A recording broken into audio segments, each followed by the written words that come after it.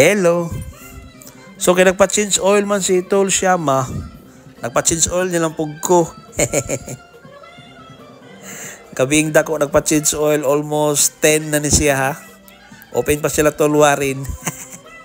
Din ang among mga kuan pag yun ka ng kauban mo yung nanggi ko ano nagitrabaho. So tolwarin, agoy ka. Nya na-shock sila ba kay ano tanawa ra gud ako. Hastang ituma.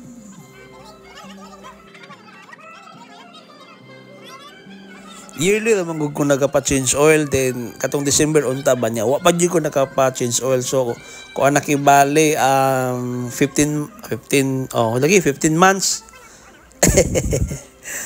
So mo de matingala ko ba nga kanang naami rides isig ko na sila change oil. Busy kay na sila butingting.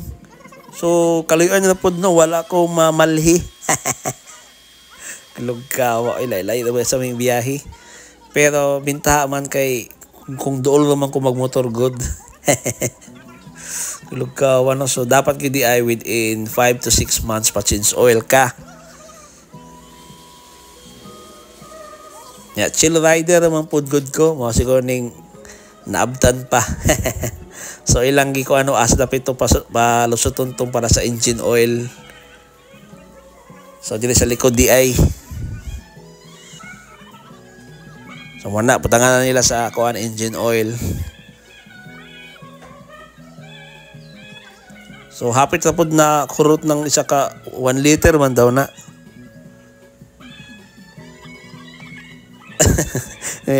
Ipaningot ta pag-ayo ang among kuan ba. Mekaniko nga kuan, assistant.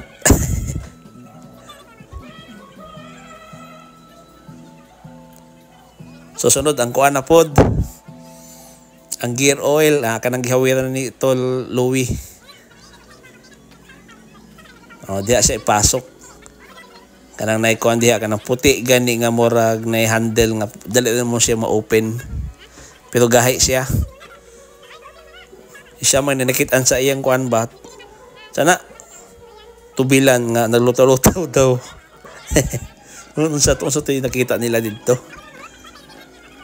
So mana butangan na para sa gear oil.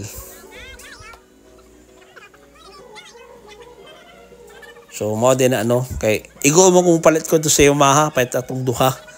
So mo na siya katong sa gear oil din na og para sa engine oil. So kana engine oil na nang itaod nila.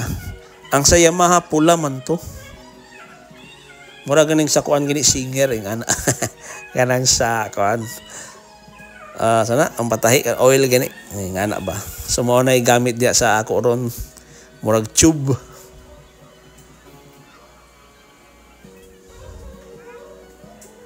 bibo bimidiha kay nay bijukihan sa atbang namo magistoryahay mi no murag magsagitay.